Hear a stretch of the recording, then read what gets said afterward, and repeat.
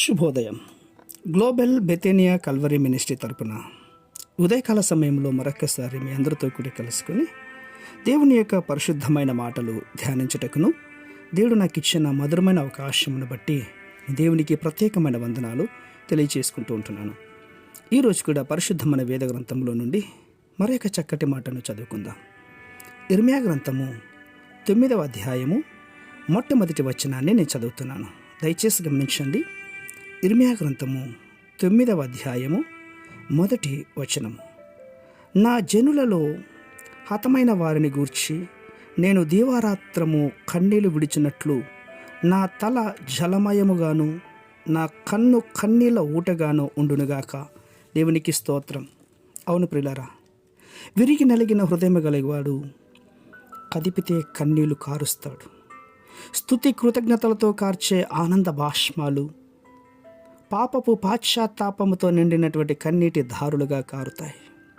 విరిగి నలిగిన హృదయం కలిగిన వాడు అధికమైన సమయము దేవుని దగ్గర మోకాళ్ళ మీద కూర్చొని భారాలను, చింతాలను, వారికి ఉన్నటువంటి అవసరతలన్నీ కూడా ప్రభు యొక్క పాదాల మీద దించుతాడు. ప్రియులారా, విరిగి నలిగిన హృదయం కలిగిన వాడు కనీసం రోజుకు 3 సార్లైనా మోకాళ్ళ మీద ఉండి ప్రార్థించి తన హృదయమును పాపముతో కఠినమైపోకుండానట్లుగా కాపాడుకుంటాడు. విరిగి నలిగిన హృదయం కలిగిన వాడు తన చేతులతో దోషములు చేయకుండానట్లుగా, దాని క్రింద ఏ విధమైన కలంకం రాకుండానట్లుగా పవిత్రమైన చేతులెత్తి సంశయం లేకుండా, సందేహం లేకుండా ప్రజలందరి కొరకు విజ్ఞాపన చేస్తాడు. ప్రియులారా, అవును, భక్తుడైనటువంటి యోబు గారు ఉదయమునే లేచి తన బిడ్డలందరి కొరకు విజ్ఞాపన చేశాడు.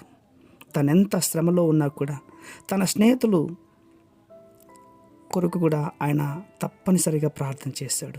దేవుని సన్నిధానంలో కూర్చొని నా దోషములన్నీ కూడా, నా పాపములు ఎన్ని ఉన్నా కూడా, నా అతిక్రమములు ఎన్ని ఉన్నా కూడా నా పాపములు నాకు తెలియచేయ నాయనా అని కోరుకున్నాడు.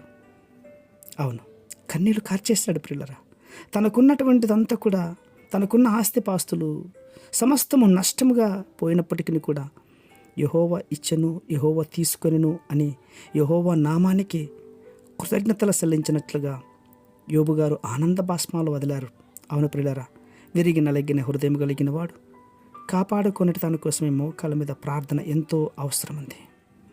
జనులు ధర్మశాస్త్రం అనుసరించినట్లుగా దావీదు గారు కన్నీళ్లు కార్చి ఏరులుగా పారినట్లుగా కూడా తన పరపంతో కూడా తడిచిపోయినట్లుగా పరిశుద్ధమైన గ్రంథంలో లిఖించబడింది. అవును, ఇర్మియా గారు దీవారాత్రులు కన్నీళ్లు విడిచి అతని కన్నులు ఊటగా మారాయట.